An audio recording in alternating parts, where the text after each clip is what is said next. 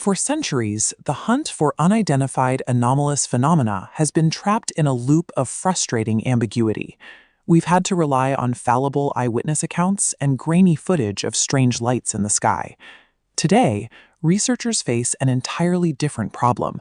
Our orbit is hopelessly cluttered.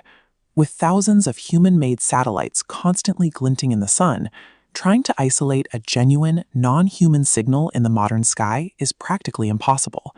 To find incontrovertible proof of extraterrestrial technology, scientists realize we need a strict control environment. We need a sky completely devoid of our own hardware to establish a baseline. Without that pristine, pre-technological blank slate, any true signal of alien intelligence is destined to be written off as just another piece of passing space junk. That is the exact problem astronomer Dr. Beatrice Villarroel decided to bypass.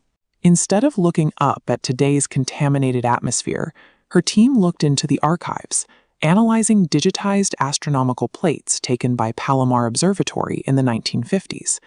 This specific window of time is critical.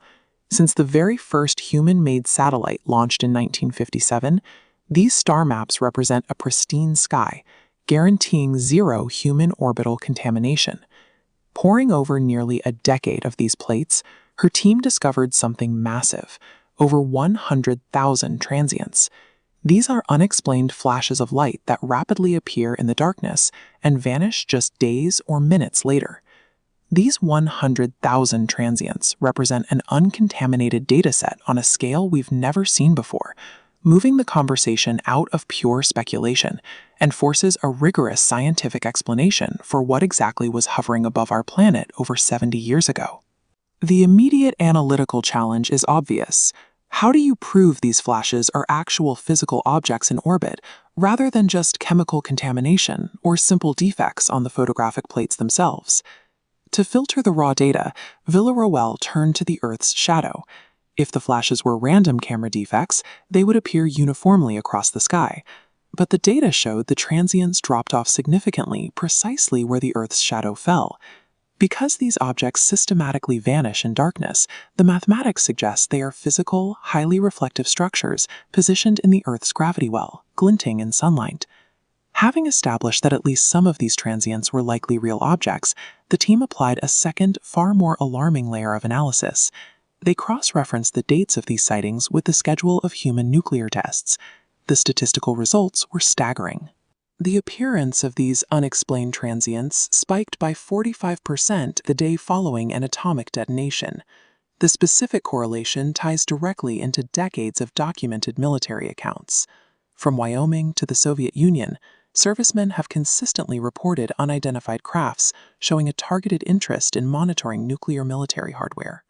By filtering data this way, Villarroel's team seemingly isolated a specific signal: mathematical evidence of unknown objects appearing in sync with our most destructive capabilities. But the scientific method demands scrutiny, and a pushback was swift.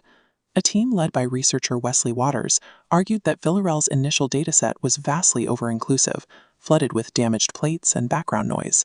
Waters applied a strict mathematical vetting process. Deleting suspected defects compressed the swarm of 100,000 data points down to just 5,000. With this new filter, the Earth's shadow correlation completely falls apart. The drop-off vanishes entirely. Waters then dismantled the nuclear connection, proving it was likely a simple averaging error.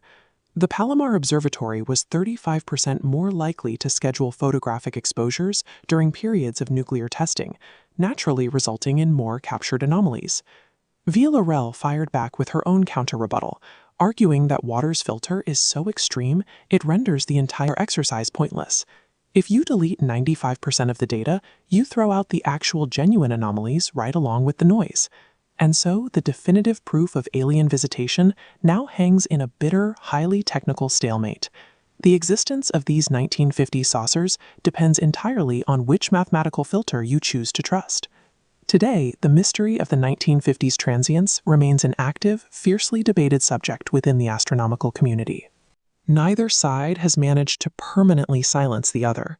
This reality check separates the cinematic expectation of first contact from the grueling work of modern science. The hunt for life beyond Earth is a war of attrition fought over statistical datasets and sampling errors. Yet a powerful new strategy was born from this dispute: astronomical archaeology. We now have a permanent framework for scanning historical, pre-space age data to look for artificial technosignatures.